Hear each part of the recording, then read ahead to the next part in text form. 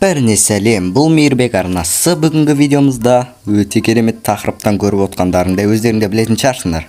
Бүгінгі видеомызда артында тұрған BMW-ге толықтай обзор жасайтын боламыз. Минустарын айтамыз, плюстарын айтамыз дегендей.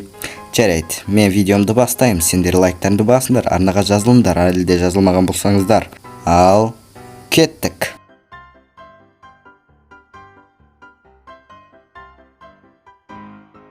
Бірінші минустарын айтсам, так, бізде минустар, вот міне, минус. Мына крила қайда мына жерде?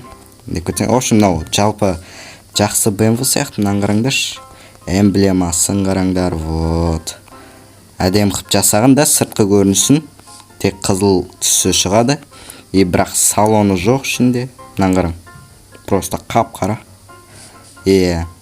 Криласын жасса, андай, не дейді, дискісін жасса нормальный болушы еді деп ойлаймын. Мынау мод, мынаны қараң.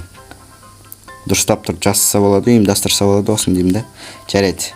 Дегенмен де өте жақсы көрініске ие. Сыртынан айдағанда өте жақсы болады. Бұны жаңағы жүргізу үшін бізге угіл керек.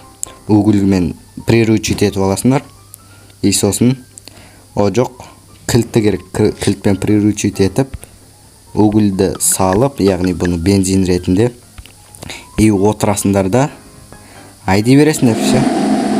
Кәдімгідей өздерің білетін бұл мод, өздерің білетін Keybox дейтін бір мод жасайтын заттан шыққан, мод жасайтын компания дейміз ба. Короче, сондай машина бұл.